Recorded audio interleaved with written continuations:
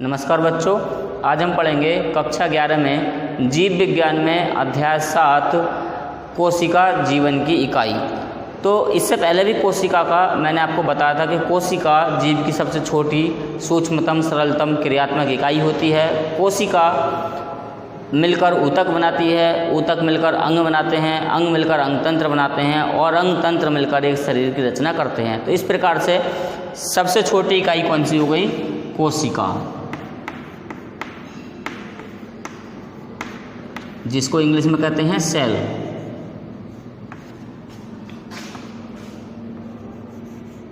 जीव की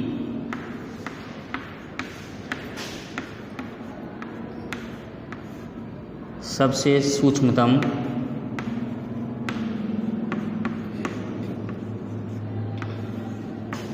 सरलतम,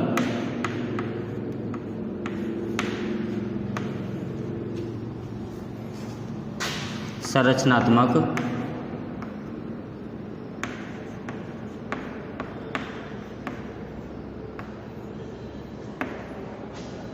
एवं क्रियात्मक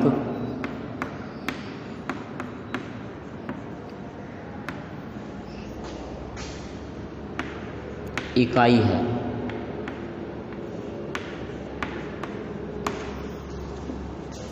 सबसे सूक्ष्मतम, सरलतम एवं संरचनात्मक और क्रियात्मक इकाई कौन सी है? कोशिका या सेल। कोशिका की खोज सन 1665 में रॉबर्ट हुक ने की। उन्होंने स्वयं माइक्रोस्कोप बनाया या अपने स्वयं निर्मित माइक्रोस्कोप में कोशिका को देखा। कॉर्क में एक उन्होंने मधुमक्खी के छत्ते जैसी संरचना देखी और उस संरचना की उन्होंने खोज की। और वो संरचना क्या थी? वो संरचना कोशिका थी। किसने खोज की? रॉबर्ट हुक ने। रॉबर्ट हुक सन 1665 में इन्होंने स्वनिर्मित माइक्रोस्कोप बनाया और मधुमक्खी के छत्ते जैसी संरचना को देखा।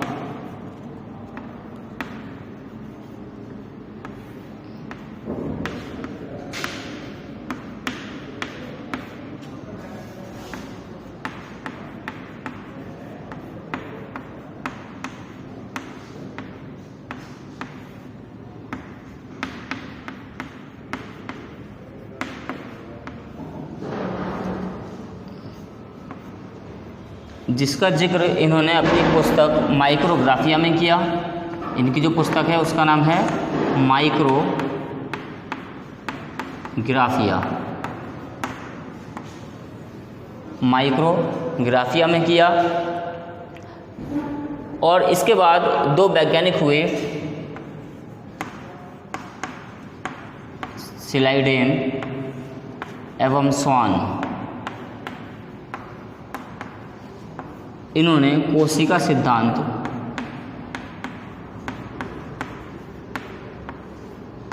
सिद्धांत दिया।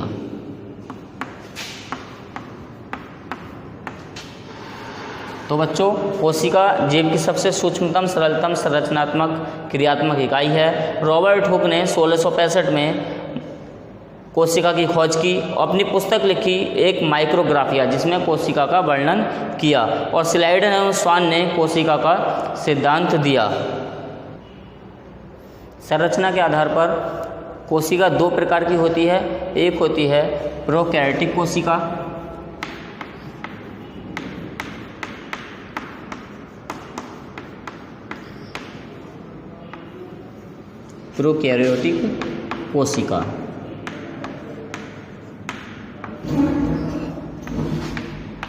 नंबर 2 होती है यूकैरियोटिक कोशिका।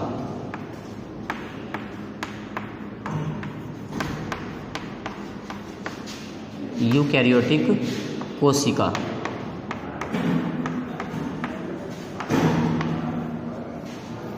तो इसमें सबसे पहले हम देखते हैं प्रोकैरियोटिक कोशिका।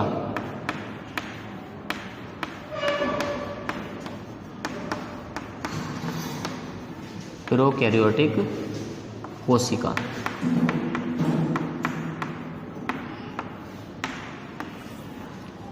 प्रोकैरियोटिक कोशिका बहुत ही सिंपल प्रकार की कोशिका होती है, आदिम प्रकार की होती है, प्राचीन प्रकार की होती है। इसमें जैसे जितने भी डबल मेम्ब्रेन वाले ऑर्गेनिज्म होते हैं, अंगक होते हैं, जैसे माइटोकॉन्ड्रिया, क्लोरोप्लास्ट, एंडोप्लाज्मिक रेटिकुलम, ये नहीं पाए जाते और केंद्रक के ऊपर केंद्रक आवरण नहीं पाया जाता, वो केवल कोशिका द्रव्य में बिखरा हुआ पाया जाता है। तो इस प्रकार ये एक बहुत ही सिंपल संरचना है। ये प्रोकैरियोटिक कोशिका नीलहरित शैवाल, नीलहरित शैवाल, जीवाणु, माइकोप्लाज्मा,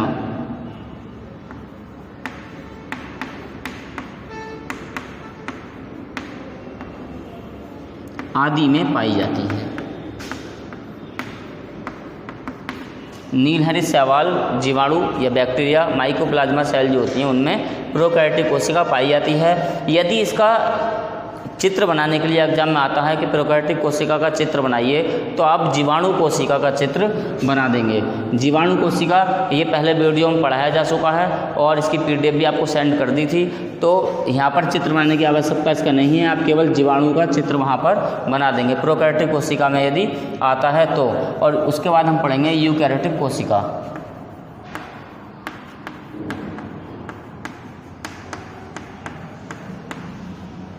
यूकैरियोटिक कोशिका। यूकैरियोटिक कोशिका में बच्चों जैसे मैंने बताया कि इसमें जितने इकाई संरचना वाले या दोहरी इकाई झिल्ली वाले जो ऑर्गेनिज्म होते हैं या अंगक होते हैं वो प्रोकैरियोटिक कोशिका में नहीं पाए जाते, लेकिन यूकैरियोटिक कोशिका में वो प्रेजेंट होते हैं। जैसे माइटोकॉन्ड्रिया,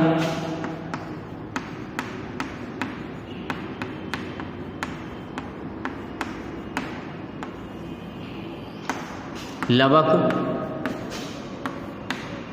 एंडोप्लाज्मिक रेटिकुलम,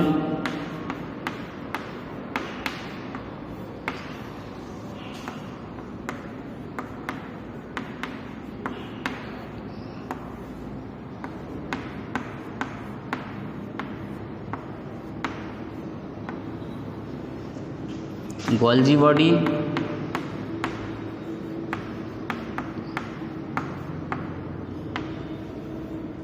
आदि सभी किस में पाए जाते हैं? आदि सभी यूकैरियोटिक कोशिका में प्रेजेंट होते हैं। ये एक विकसित प्रकार की कोशिका है।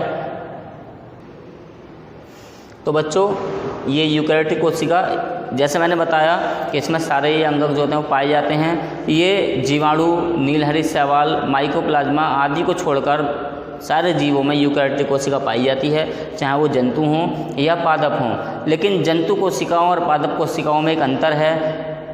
जो पादप कोशिका होंगी उसमें यूकैरियोटिक कोशिकाओं में एक सेल वॉल पाई जाती है, कोशिका भित्ति पाई जाती है, जो जंतु कोशिका में अनुपस्थित होगी। और जंतु कोशिका में एक सेंट्रोसोम पाया जाता है। वो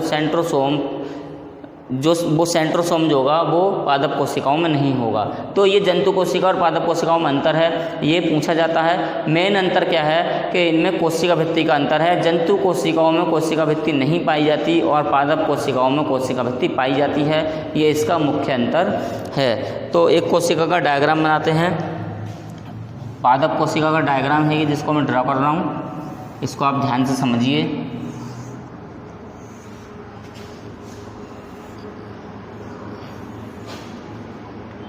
आपकी बुक में जो दिया हुआ है ये बहुत ही भारी तरीके से दिया हुआ है, इसलिए आप इसको यहाँ समझ लीजिए।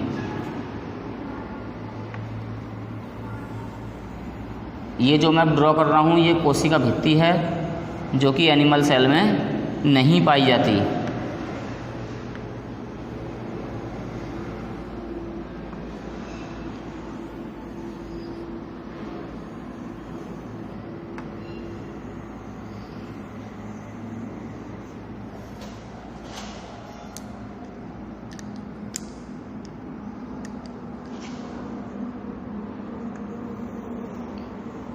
ये एक इसमें बड़ी सी वैक्यूल होती है जिसको रिक्तिका कहते हैं। इसके अंदर द्रव होता है। ये कोशिका झिल्ली होती है, कोशिका झिल्ली इसको घेरे रहती है। एक इसमें हरित लवक होता है, क्लोरोप्लास्ट जिसको कहते हैं। हरित लवक में इस टाइप से ये थाइलेकॉइड पाए जाते हैं।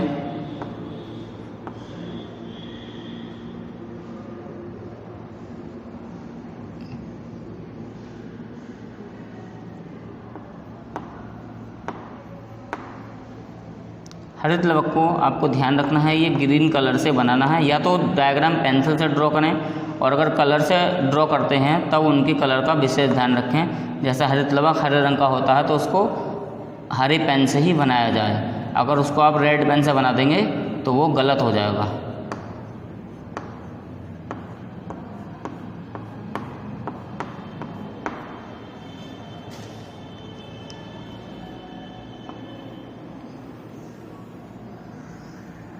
ये सब माइटोकॉन्ड्रिया होती है, जिसके विषय में हम आगे इस चैप्टर में पढ़ेंगे अभी।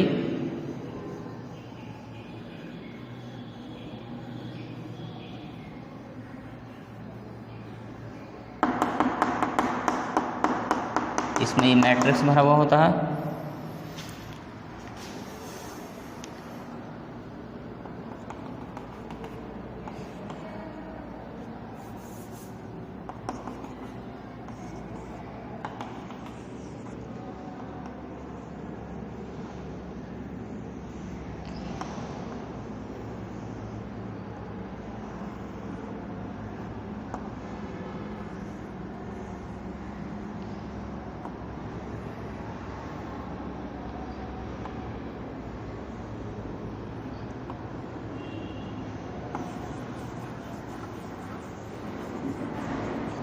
ये इसमें केंद्रक है, इस केंद्रक में ये एक न्यूक्लियस या केंद्रिका भी पाई जाती है।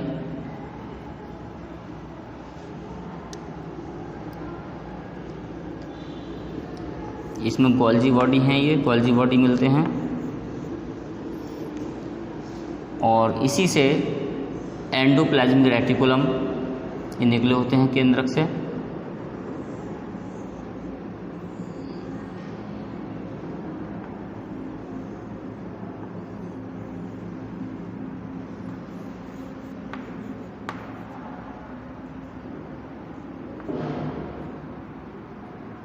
इसमें एक माइटोकॉन्ड्रिया और भी बना सकते हैं। माइटोकॉन्ड्रिया की संख्या लगभग 50 तक होती है कोशिकाओं में, तो इसमें अगर स्पेस खाली रहता है तो आप इसमें माइटोकॉन्ड्रिया और बना सकते हैं।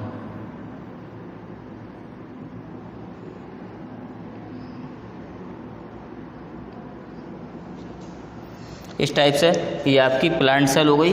प्लांट सेल में ये कोशिका द्रव्य भरा होता है, और कोशिका द्रव्य में ये सारे अंगक पाए जाते हैं।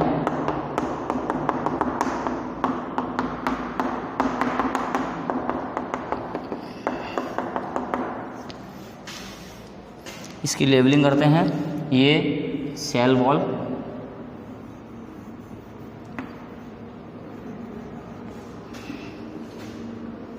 माइटोकॉन्ड्रिया,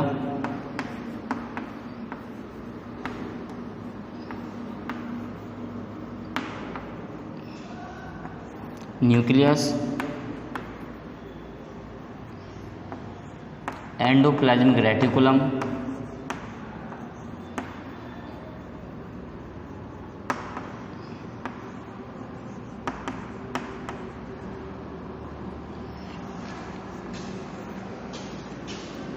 क्लोरोप्लास्ट,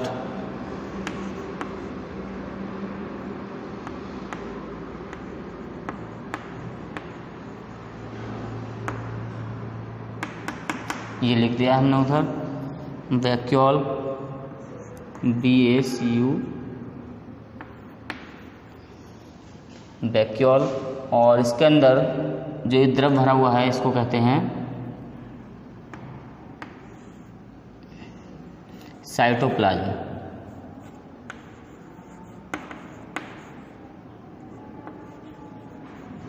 या कोशिका द्रव्य। तो इस टाइप से ये इसकी पूरी स्ट्रक्चर है प्लांट सेल की। ये है स्ट्रक्चर ऑफ प्लांट सेल।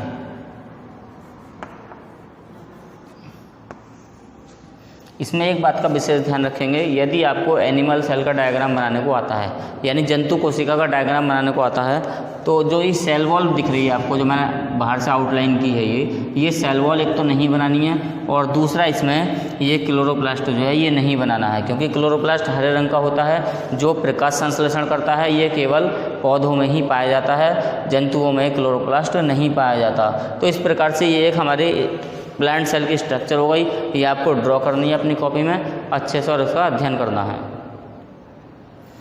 बच्चों, संरचना के आधार पर यूकैरियोटिक कोशिका को 3 भागों में बांटा गया है, या हम डिवाइड कर सकते हैं इसको इसकी संरचना के आधार पर 3 भागों में।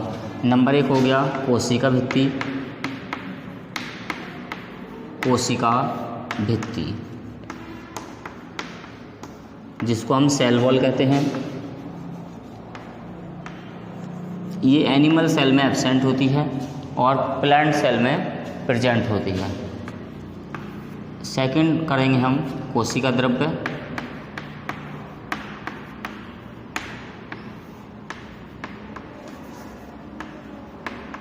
कोशिका द्रव्य जिसको साइटोप्लाज्म कहते हैं।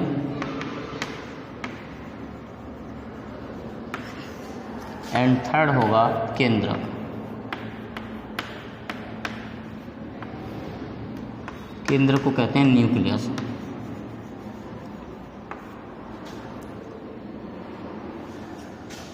कोशिका भित्ति, कोशिका द्रव्य और केंद्रक 3 भागों में इसको डिवाइड किया गया है। तो फर्स्ट हम पढ़ते हैं कोशिका भित्ति। कोशिका भित्ति, पौधों में कोशिका भित्ति हेमीसेलुलोज और सेलुलोज की बनी होती है।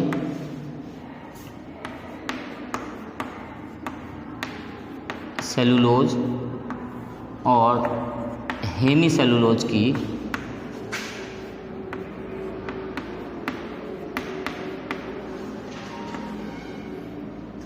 सेलुलोज और हेमीसेलुलोज की कोशिका भित्ति बनी होती है। इसका कार्य बाहरी बैक्टीरिया या जीवाणु या वायरस से संक्रमण को रोकना है। ये कोशिका को संक्रमण से बचाती है और ये इसका मुख्य कार्य है। इसके बाद हम पढ़ेंगे कोशिका द्रव्य।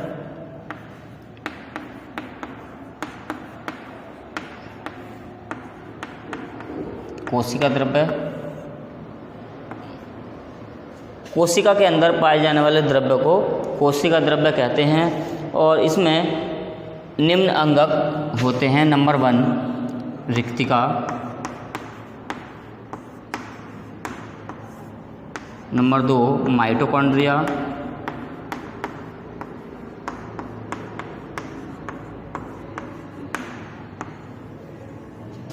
नंबर 3 एंडोप्लाज्मिक रेटिकुलम, इसको कहते हैं अंतःप्रद्रव्यी जालिका। हिंदी में इसको कहेंगे अंतःप्रद्रव्यी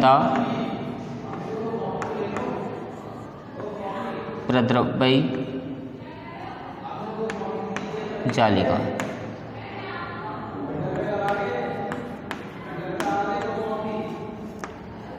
नंबर 4 होगा लवक।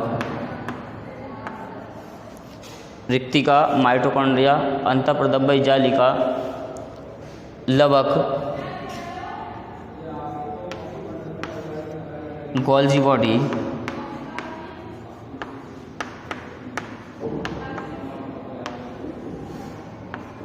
राइबोसोम,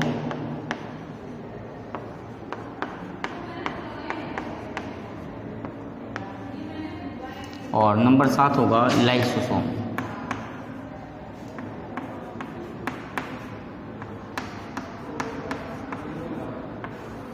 ये इसमें निम्न मुख्य अंगक पाए जाते हैं। अंगक और भी होते हैं लेकिन ये इसमें मुख्य अंगक हैं, तो जिनके विषय में हम अगली वीडियो में डिस्कस करेंगे। और ये आज जितना भी वर्क किया है ये आपको PDF के माध्यम से मिल जाएगा। धन्यवाद।